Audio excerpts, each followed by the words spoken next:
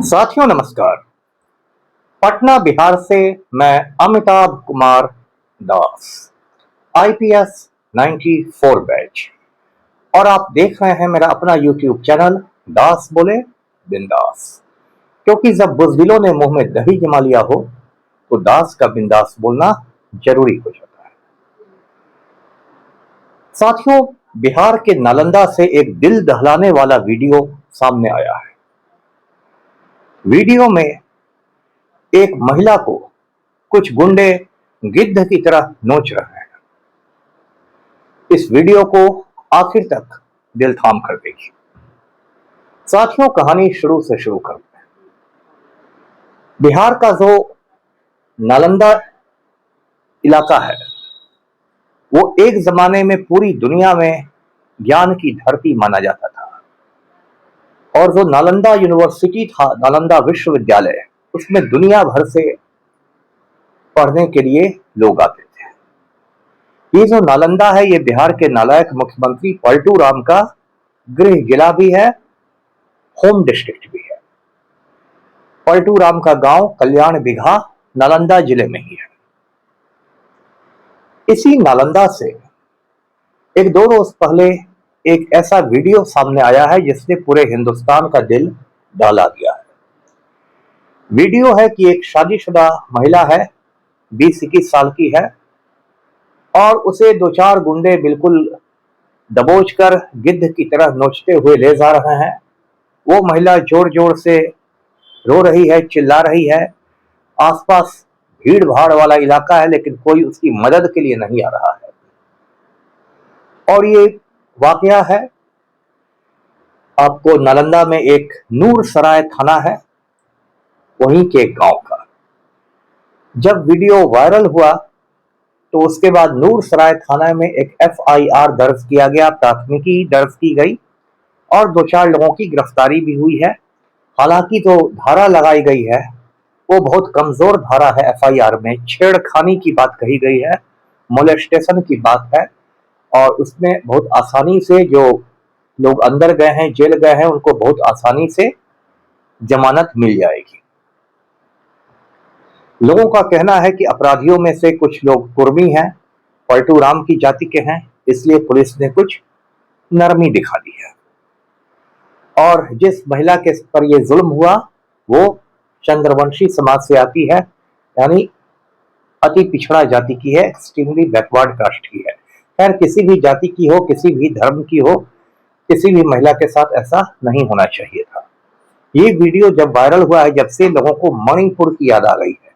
1-2 साल पहले मणिपुर से भी एक ऐसा ही वीडियो सामने आया था जिसमें दिखाया गया था कि एक महिला के कपड़े उतारकर उसको परेड कराया जा रहा है और लोग मतलब उसके मजे ले रहे हैं, खुशियां मना रहे हैं।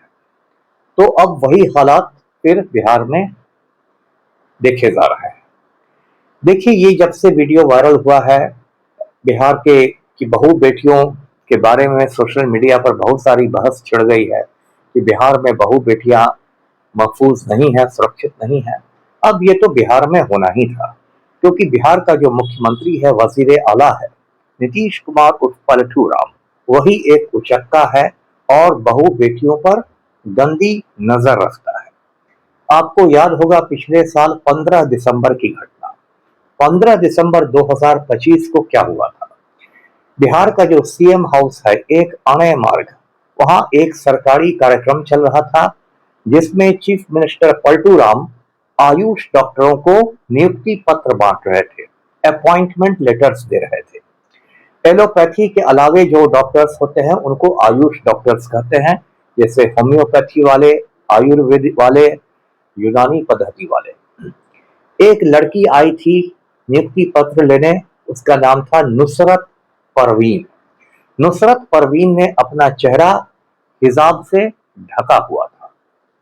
जब वो पलटू राम के पास आई तो बिहार के उचक्का मुख्यमंत्री ने उसका हिजाब झपट्टा मार के नोच दिया। वो लड़की बिल्कुल हक्की बक्की रह गई, सकपका गई। और बगल में बिहार का होम मिनिस्टर सम्राट चौधरी भी था, उसने भी कुछ नहीं कहा। ये वीडियो जब वायरल हुआ कि बिहार का उचक्का चीफ मिनिस्टर नुसरत परवीन का हिजाब नोच रहा है, तो देश विदेश में हंगामा हो गया, क्योंकि ये क्राइम है, अपराध है। जो हिंदुस्तान का कानून है बीएनएस, भारतीय न्याय संहिता, उसमें धारा 74 है, सेक्शन 74, उसमें इसके लिए 5 साल की कैद का प्रावधान है। मतलब यदि आप किसी महिला की लज्जा भंग करने की कोशिश करते हैं, इज्जत लूटने की कोशिश करते हैं, तो आपको 5 साल तक जेल में हवा खानी पड़ सकती है। इसलिए पलटू राम पर देश के कई शहरों में एफआईआर हुआ भी, बेंगलोर में, हैदराबाद में, लखनऊ में, कई जगह हुआ। उसी दिन मैंने कह दिया था कि जब चीफ मिनिस्टर ही उचक्का है तो बिहार की बहु बेटियों को कौन बचाएगा। और अब वही देखने को मिल रहा है। नालंदा में ऐसी घटना हुई। इसी बिहार में 6 जनवरी को इस साल नीट छात्राकांड प्रकाश में आया था। पटना में एक शंभू गर्ल्स हॉस्टल है, कंकड़ बाग मोहल्ले में। वहां जहानाबाद की एक लड़की नीट एग्जाम की तैयारियां कर रही थी, उसके साथ रेप हुआ और मर्डर हो गया। लेकिन उस केस की लीपापोती कर दी गई, क्योंकि नीट छात्राकांड में जो मुख्य संदिग्ध है, प्राइम सस्पेक्ट, वो नीतीश कुमार का बेटा निशांत कुमार है। इसलिए एसआईटी ने लीपापोती कर दी। उसके बाद ये मामला सीबीआई को दिया गया 31 जनवरी को। मैंने निशांत कुमार के खिलाफ काफी सबूत इकट्ठे किए थे और 14 फरवरी को मैं दिल्ली जाने वाला था। सीबीआई डायरेक्टर को वो सारे सबूत सौंपने वाला था। 13 फरवरी की शाम को अचानक मेरे घर में पुलिस आ गई। साथ साथ में एक कुर्मी मजिस्ट्रेट था। कुर्मी पर मैं इसलिए जोर दे रहा हूं क्योंकि निशांत कुमार, नीतीश कुमार सब लोग कुर्मी कास्ट के हैं। तो एक कुर्मी मजिस्ट्रेट के साथ बहुत सारे पुलिस वाले आ गए मेरे घर और उन्होंने वो सारे सबूत हटा दिए जो सबूत मैंने इकट्ठा किए थे निशांत कुमार के खिलाफ। उसमें बहुत सारे सबूत दस्तावेजी थे, डॉक्यूमेंट्री थे, कुछ सबूत डिजिटल थे जो मेरे मोबाइल में थे, लैपटॉप में थे। वो सब पुलिस ने हटा दिया निशांत कुमार को बचाने के लिए। ये बात अलग है कि सीबीआई के पास निशांत कुमार के खिलाफ सबूत पहुंच गए और फिर बीजेपी ने पलटू राम को ब्लैकमेल किया और कहा कि आप चीफ मिनिस्टर की कुर्सी छोड़िए, नहीं तो सीबीआई निशांत कुमार की गिरफ्तारी कर लेगी। और पलटू राम को कनपटी पर कट्टा सटाकर राज्यसभा भेज दिया गया और 11 अप्रैल को पलटू राम मुख्यमंत्री पद से भी इस्तीफा दे देगा। और मेरे घर पुलिस भेजने से सच्चाई को दबाया नहीं जा सका। अब तो जो नीट छात्रा की मां है और जो नीट छात्रा के वकील हैं, वो लोग भी मांग कर रहे हैं कि निशांत कुमार के खून का नमूना लिया जाए, निशांत कुमार के डीएनए का टेस्ट हो। तो ये बिहार में खेल चल रहा है। तो बिहार में लड़कियां, महिलाएं कहां से सुरक्षित रहेंगी। अभी ऐसी ही एक घटना आपको ये सारण जिले में हुई है। सारण जिले में एक डेरनी थाना है, वहां एक शीतलपट्टी गांव में एक लड़की के साथ 4-5 लोगों ने गैंगरेप करके उसको कुएं में फेंक दिया, वो मर गई। उसमें भी ऑपरेशन लीपापोती शुरू हो गई है और उसको प्रेम प्रसंग का मामला बताया जा रहा है। बिहार में हर कांड को भटकाने की कोशिश की जाती है। जैसे अभी नालंदा की जो घटना हुई है, नूर सराय की घटना, उसमें कहा जा रहा है कि ये शादीशुदा महिला छिपकर अपने आशिक से मिलने गई थी, इसलिए लोग इस पर गुस्सा कर रहे थे। पहली बात तो ये कि यदि वो महिला छिपकर आशिक से भी मिलने गई थी तो ये कोई गैर कानूनी काम नहीं है। सुप्रीम कोर्ट ने अब एडल्ट्री को भी लीगलाइज कर दिया है, मतलब विवाहेतर संबंध को भी कानूनी घोषित कर दिया है। दूसरी बात, यदि वो गैर कानूनी काम है भी तो सजा देने का अधिकार अदालत को है, कोर्ट को है।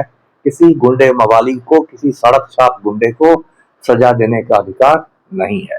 लेकिन बिहार में ऐसा होता है कि कोई भी कांड होता है तो एक उसको भटका दिया जाता है। जैसे जब नीट छात्रा कांड हुआ तो पटना के सीनियर एसपी कार्तिकेय शर्मा ने कह दिया कि ये आत्महत्या का मामला है, सुसाइड का मामला है, और लड़की ने सुसाइड कर लिया, इसमें रेप जैसी कोई चीज नहीं है। उन्होंने पीएमसीएच की पोस्टमार्टम रिपोर्ट का इंतजार भी नहीं किया। तो इस तरह से बिहार में ऑपरेशन लीपापोती की जाती है। मैं इस पूरे मामले में बिहार राज्य महिला आयोग को भी लानत भेजता हूँ। बिहार राज्य महिला आयोग जो है उसका ऑफिस पटना में ही है, एक साउथ दिल्ली रोड पर हाई कोर्ट के पास। उसमें एक नालायक अध्यक्षा और कुछ नालायक सदस्याएं बैठी हुई हैं जो उसकी चीफ मिनिस्टर को मक्खन लगाकर बन गई हैं। लेकिन ये जो आयोग है ये बिल्कुल नकारा आयोग है। बिहार में महिलाओं पर इतने जुल्म होते हैं लेकिन महिला आयोग यानी विमेंस कमीशन की कोई सक्रियता नहीं दिखती है। उसमें एक रश्मि रेखा सिन्हा मेंबर है जो पलटू राम के प्रधान सचिव दीपक कुमार की बीवी हैं। ये लोग सब मुंह में दही जमा के बैठ जाती हैं। जब नुसरत परवीन का हिजाब नोचा गया तब भी महिला आयोग ने कुछ नहीं किया। जब नीट छात्रा का रेप और मर्डर हुआ तब भी महिला आयोग ने कुछ नहीं किया। अब नालंदा में औरत पर जुल्म हो रहा है तब भी महिला आयोग कुछ नहीं कर रहा है। ऐसे सड़े गले और पके आयोग को भंग कर देना ही ठीक है। तो बिहार में यही हालात हैं। जो नालायक मुख्यमंत्री है वो अनंत सिंह के गिरोह में शामिल हो गया है।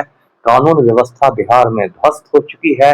लॉ एंड ऑर्डर नाम की चीज नहीं है। औरतों की इज्जत लूटी जा रही है और दुर्योधन और दुशासन अट्टहास कर रहे हैं। वीडियो को लाइक करें, शेयर करें, चैनल को सब्सक्राइब कीजिए। धन्यवाद। जय हिंद।